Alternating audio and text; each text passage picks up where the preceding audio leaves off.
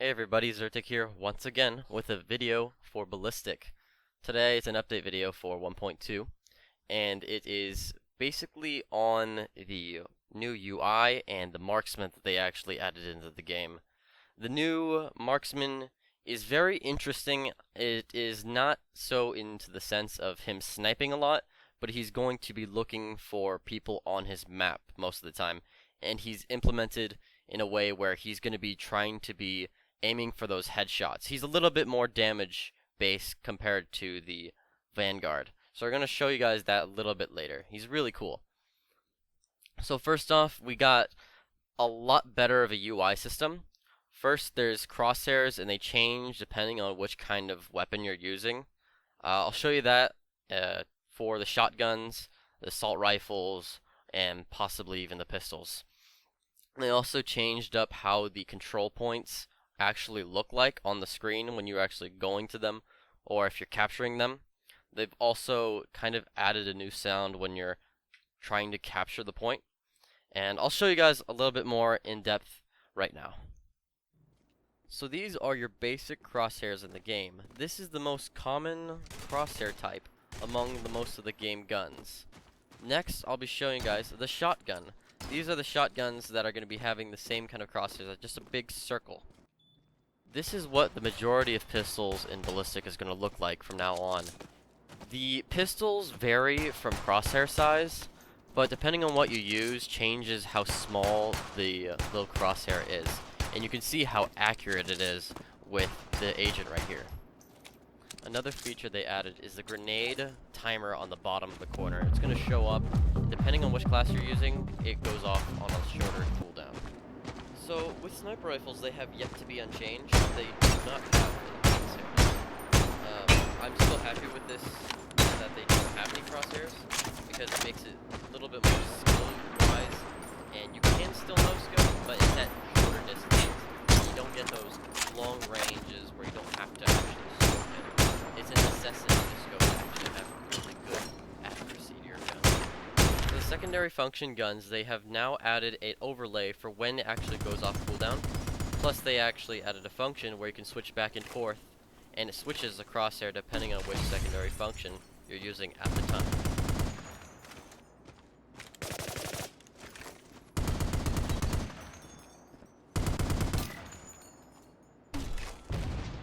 So for the crosshairs of the grenade launcher, it's really weird because you actually have to aim down to actually get your grenade to go where you want it to go most of the time.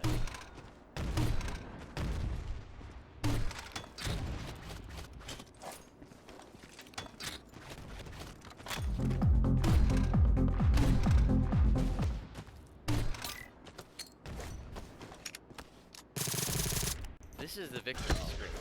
It's going to be showing you the enemy points and your points on depending on which kind of type you picked, such as free-for-all, team deathmatch, capture point, that kind of thing. It's also going to be showing you a new addition of your kill-death ratio. And personally, I like it because then I don't actually have to assume what kind of ratio I got after the match. For the King of the Hill, is going to be a little bit different, where you need to stand on top of it and you get points over time.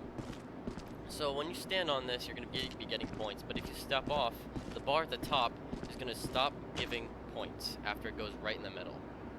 Then you come right back, it's going to start filling up again with your points. And one of the things is, this is going to be intended, so you're not going to be over in the base camping the spawn. We're going to be standing here so you can actually win the match. One of the problems of standing here, though, is that you're going to be having people constantly knowing where the enemies are going to be. So you're going to have to be really careful of grenadiers spamming over here. There's going to be snipers. There's going to be a lot of problems. But there's going to be a lot of counter things you can actually do to, not worry about those kind of things. So the Berserker has now been changed. So right now he goes off a kind of new Fury system. The Fury system is when you kill somebody for 6 seconds, you're into Fury mode. You get 30% damage resistance, and a lot of your skills are actually based off this new system. On top of that, he also got an additional 20 health, which makes him a little bit more tankier and a little bit more stronger to resist some of the damage in the game. So for the new skills, we're going to be having hide in plain sight. So what they did was, while you're shooting, you're going to be invisible from the map. So if you're going to be shooting a lot of the time, you don't need a silencer, and you're going to be able to stay away from the people seeing you on the map. Well, the radar, that is. And then after you get a kill, you're going to be able to get 90% fall damage resistance, and you're going to be a lot quieter for basically running around for 50%. This is very iffy for me. It's really going to be only usable if you're using something like overhead. You're going to kill someone and going to jump down, or you're going to be doing something like Sun Square, kill somebody, jump off. And this is only really one of the options for this. Next, we're going to be having Bloodlust. You're going to be getting that extra damage, and you're getting the extra damage because of the fire rate. And you get a kill, you get an extra 10%, overall 30% fire rate. Pretty good. Not great, but pretty good. Then you have the 3 meters to all shotguns, and, you know, SMGs, machine pistols, and the reload speed. On top of that, when you get a kill, you get an extra 15% reload speed for 6 seconds. Then, for Guts, is going to be having the Fury mode active at all times, so you don't need to get that extra kill to get that bonus. One of the only bad things about this is, well, there's 2 things. You're not going to be having 30% damage reduction, you're going to be having 15.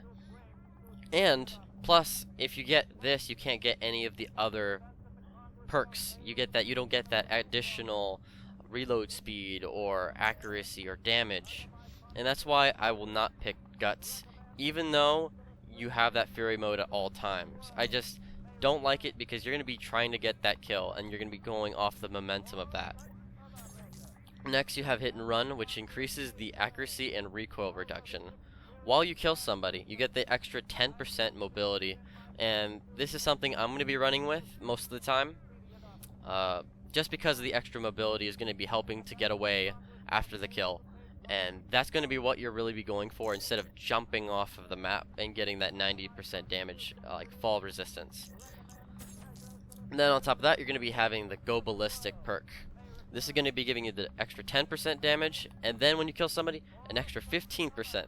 So this is going to be really good if you're going to be rampaging around their base, because you can just keep going and going and going, and you're going to be having that mobility, and you're going to have 25% more damage. So my ideal moveset would be Hit and Run and Go Ballistic. So for Vanguard, he got an additional 50 health from his 200, so 250 more damage, and he had some of his weapon damage decreased.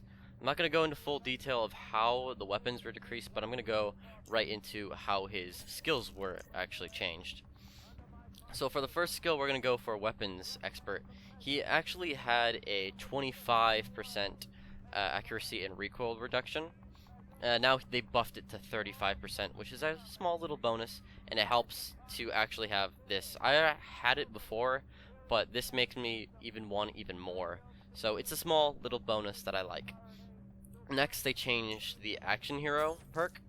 They added the 25% headshot damage and the 25% damage resistance against explosions and 15% headshot damage resistance. I personally pick this because you have the whole bunch of resistance damage, and then you get the extra damage on top of the headshot damage, so both these stack together, and there's a lot of damage if you get that headshot. And then for the Scavenger, since you don't really have the benefit of picking up ammo, you're going to be just filling up the entire clip when you walk over somebody's body. So this is pretty good if you're walking in, you don't have a very big clip, but you can just kill somebody and it goes all the way to the full clip. Instead of constantly reloading, you can just kill somebody, it'll fill it. Kill somebody, it'll reload it. Or you can throw your grenade out. And when you throw your grenade out, it's not going to go on that cooldown if you pick up that grenade off somebody's body. So with this, you can potentially throw 3 grenades in a row if you kill 3 people at the same time, which is a lot of grenades to be going off and potentially grabbing you another kill. So for the Wraith, they now changed how he's going to be working out a little bit more. So he's now based around staying invisible and sniping, so instead of just raw damage sniping. So what they did was, for their trait, he now never appears on the enemy radar. They've also removed his skill Lethal. Lethal gave him a damage bonus, static to his sniper rifles. But to counteract that, they actually buffed the sniper rifle's damage just slightly, and they increased the rate of fire and the reload speed and the scope speed of the Deadeye and the Judge. So we're going to go straight off to critical hit, which is right here, and he gains 25% more damage while he's invisible. This is actually really good if you're using something like the Interdiction, and you could do a lot of damage if you are invisible a lot of the time. Next, we're going to be going to Lone Hunter. So what Lone Hunter was you had to be 20 meters away, and it was kind of hard to pull off for some of your damage because a lot of people like to get up close, especially since you're a sniper rifle user, and now you're going to be having a little bit more damage and reload speed, making it a little bit easier on yourself. Next, we're going to be having Cold-Blooded. And Cold-Blooded, you're going to be able to walk around, and you're going to be able to go invisible while you're walking. So this is going to be meaning you can't sprint around, but if you know there's enemies in the vicinity, you start walking, and you get that invisible off. And then if you have the critical hit on top of that, you're going to be having 25% damage on your first shot pretty much every single time. Alright, for Shadow, what they did was they reduced his health from 160 to 150, but in return, they gave him more mobility. So what they did was they altered how his swords had not as much damage. They gave him more damage, and they also gave him more mobility for his swords. Some people are going to not like that as much. Some people will, depending on if you use them or if you don't use them. So for Assassin, it's going to be giving you extra accuracy, reload speed, and recoil reduction. And this is actually really nice if you're going with along the lines of a machine pistol build. That extra reload speed and recoil reduction and accuracy is going to benefit how you're going to be running around the map and hopefully getting those shots in. Next, you're going to be using the Ninja. Shadow makes no invisibility sounds. I personally have tried testing this, but when you go into invisibility, it gives you that sound. So it will be nice to use if you use the invisibility all the way from the back and run all the way to the front where they are. You're not going to be really making any sounds, and it's going to be really fun to sneak up on people. The thing is, I don't use it because I find myself jumping a lot of the time when I'm sprinting because you get a little bit more mobility doing that. Then Vampire, giving you 100% health when you kill somebody with an melee attack. So you could finish off somebody using your melee button, or you can be using your melee weapon, trying to kill everybody and sneaking up behind them. You're going to heal up all of your health every single time you kill them, which is very nice to use, and it's really fun to actually test out. On top of that, they increased the dual machine clip size and the range of the weapons as well. So for Grenadier, he got his health increased from 170 to 200. He has also got his Pyromaniac skill removed. To replace his skills, he got Strategist, which he gains a 10% more damage resistance while he throws his grenade away. When it's not, he gains a passive health regeneration of 1.5%. Then he got Grenade Master, so how you used to throw 2 grenades at once, you could throw it, but instead you get a 4 increased second cooldown on your grenades. It's pretty much worth it. You have a 6-second cooldown by default, but if you throw it by 4, think of it like a extra burst damage. That's all you're going to be really having. Then for Restraint, got it right here, you get the explosive range reduction from 75% to 50%. So it's a little bit easier to use now, since you don't have the very minimal amount of blast radius. Plus, this boosts your overall DPS with your grenades and grenade launcher.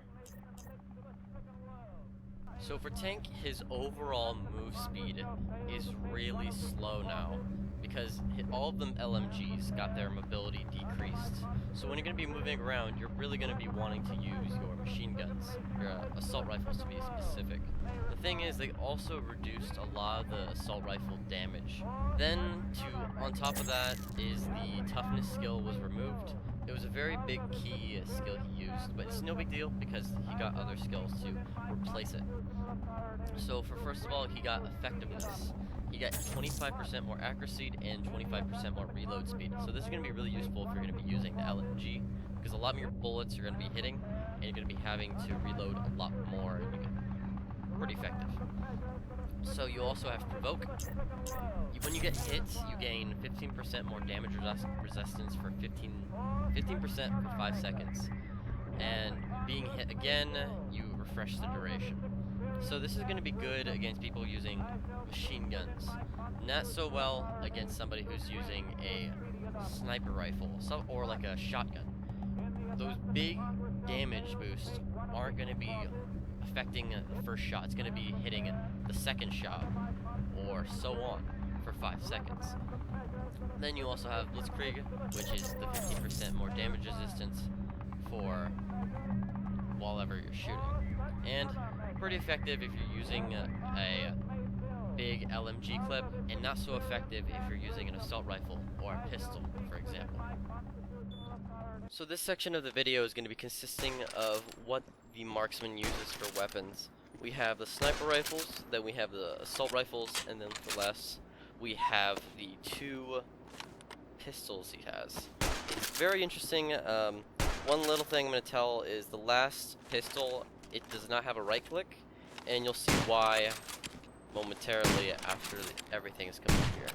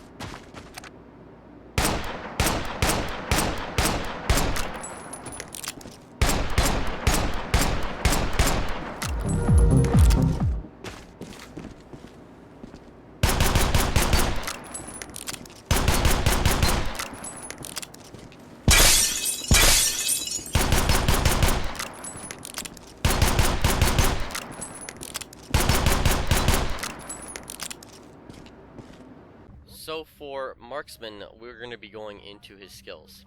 So when you reload both your weapons at the same time. Additionally, Marksman gains 50% grenade cooldown reduction. So instead of the amount it has right now, you get 50% off that. You can chuck more grenades while staying in the back lines.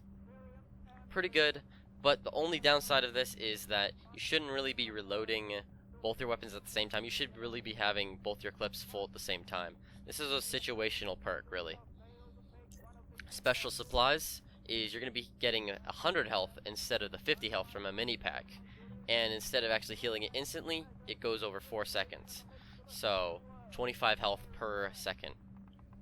Then you have preparation. You gain 50% damage resistance while reloading. This is good if you're reloading in front of the enemies, or let's just say you're reloading behind cover and somebody throws a grenade.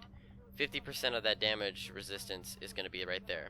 Not too bad. Or you could be reloading and a sniper shoots you. You're going to delete 50% of that damage. That's really good.